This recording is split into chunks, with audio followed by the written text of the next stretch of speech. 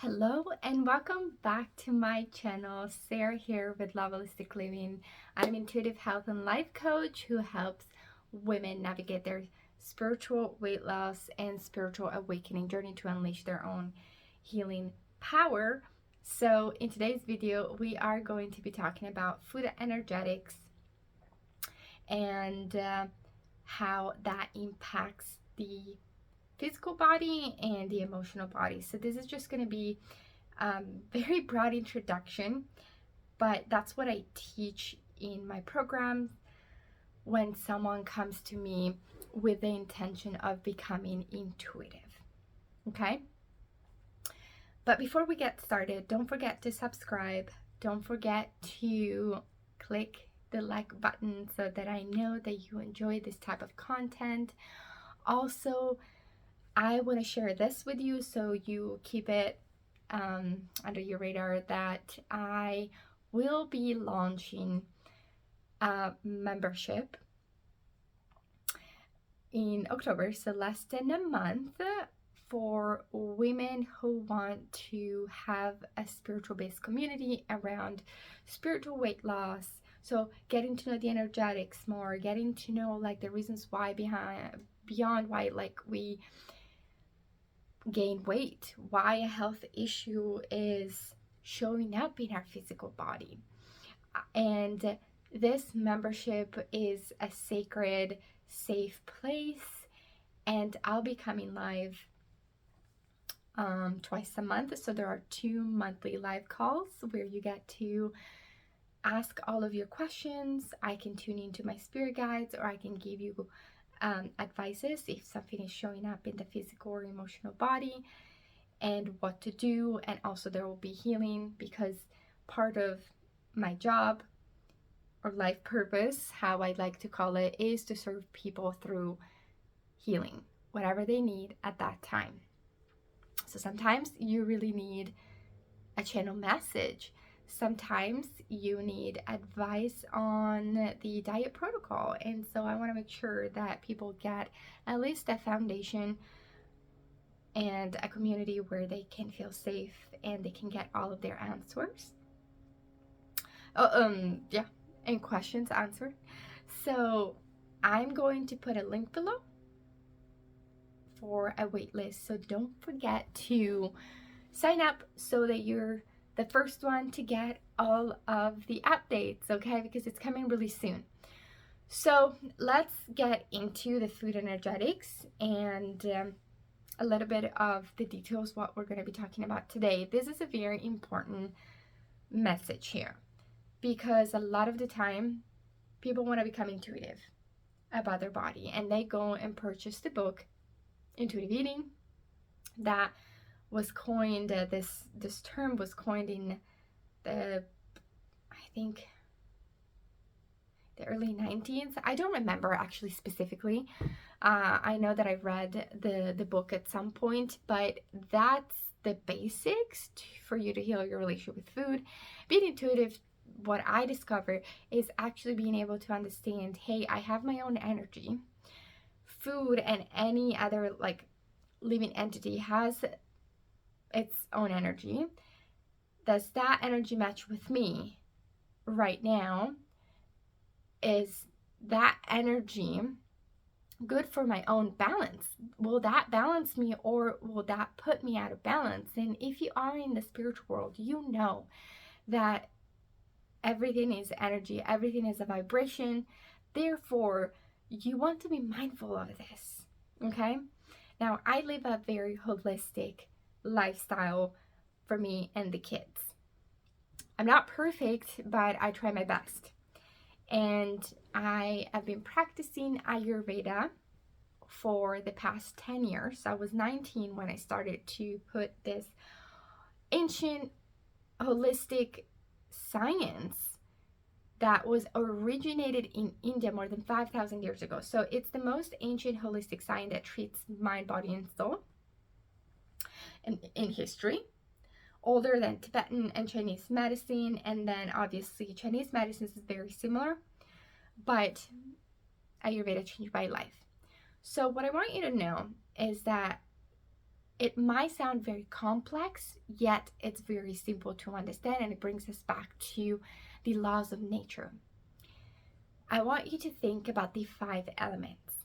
Okay, in Ayurveda, we look at 5 elements: ether, air, fire, water, and earth. Okay, so think about the quality of earth. Okay, earth is dense, earth is cool, earth is very solid, all of those qualities. What about water? What about fire? Well, when you touch the fire, oh, I'm burning myself. So that means it's sharp, it's hot, it's heating, it's spreading, right? It spreads very fast. So I want you to think about that, and especially also air. Okay, think about air. And think about having air in your body. That's bloatiness, right? So when you start to understand that, it's pretty freaking interesting, because we look at the food now and we look at the energetics of the food. So first of all, to understand the energetics of the food, you don't need to be a master, you don't need to be an Ayurvedic counselor, but I want you to take a look at how, for example, how do carrots grow? They grow underground, right? They grow under the soil going down. Therefore, they have the property of earth, the qualities of the element earth. What about asparagus? Asparagus grows, they grow upwards, right? In the air, leaks upward. What about potatoes? In the soil. So we start looking at the elements, right? So think about, first of all, how do these veggies grow, and fruit? Okay. The second thing that I want you to think about is, however we cook this food, so whatever cooking style we choose, we change the energetics of food. For example, okay, apples, if you bite them, and if you have kids, you know this, they're raw in nature, they're raw and they're light, they're full of air, and they're kind of astringent, which means, you do this with babies. If a baby has diarrhea, literally, you give them grated raw apples, or at least that's what my mom taught me. It's raw. You don't give them cooked apple. But if a child or a kid is constipated, or a baby, you bake the apple. Another example, you don't give a baby banana. Banana are constipating. Okay, you need to wait. Bananas are constipating in nature, but let's just say that the energy can change between a green banana and a yellow brownish banana, which is very sweet. Okay, so the energies can change depending on the cooking style that we may choose, and depending on the ripeness of, for example, the fruit. Okay, now I want you to pay attention to, for example, a cucumber. Cucumber is very juicy, therefore you are looking at a lot of water. So is watermelon, very watery. Therefore, you start to identify a little bit of the elements of the food. Okay, now we're going to go into the energetics. A food can be, at the end of the day, it can have 2 effects. One, it could be cooling in nature or heating in nature. Okay? For example, why do you think the watermelon grows in summertime and we do have it in summertime? I mean, these days you can find a watermelon in the middle of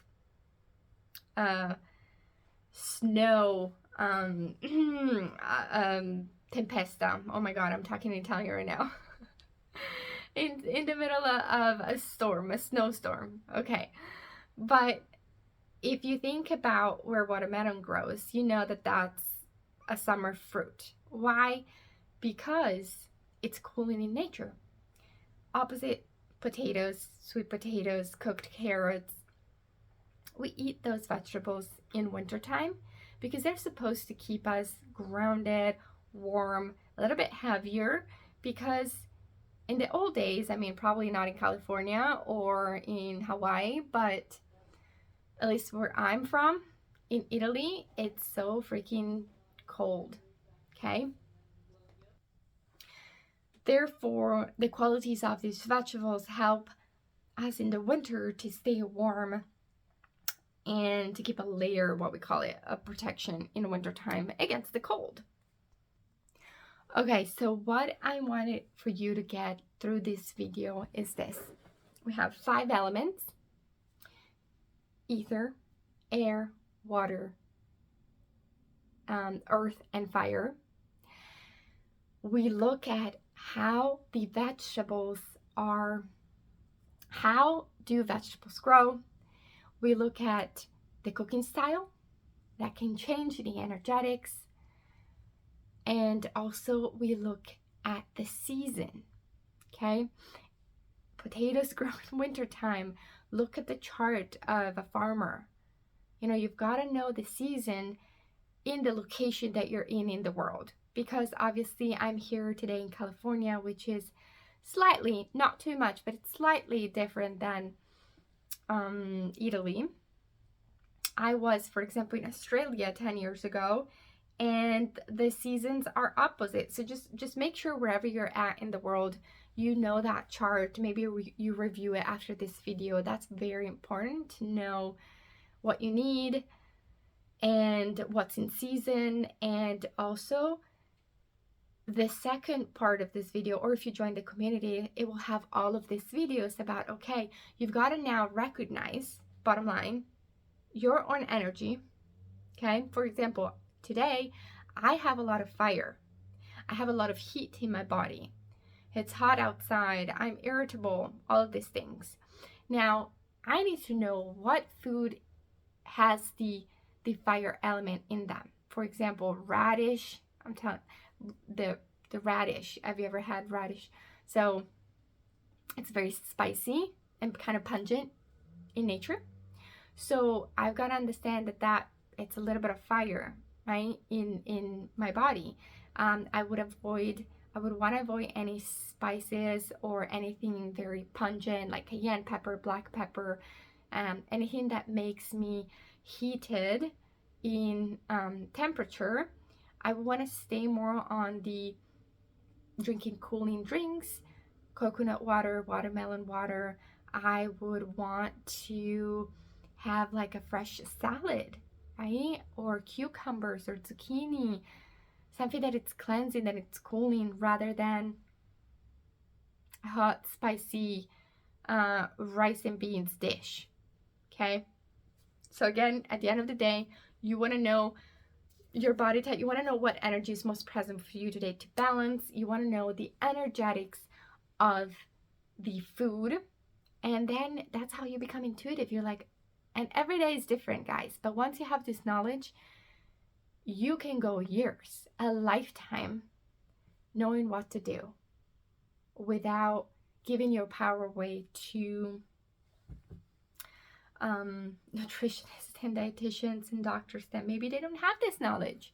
So I love spreading this kind of knowledge. Let me know in the comments if this makes sense, and join the community. I hope to see you there. I hope to meet you someday. And there is a wait list at the bottom, and I'll see you in the next video.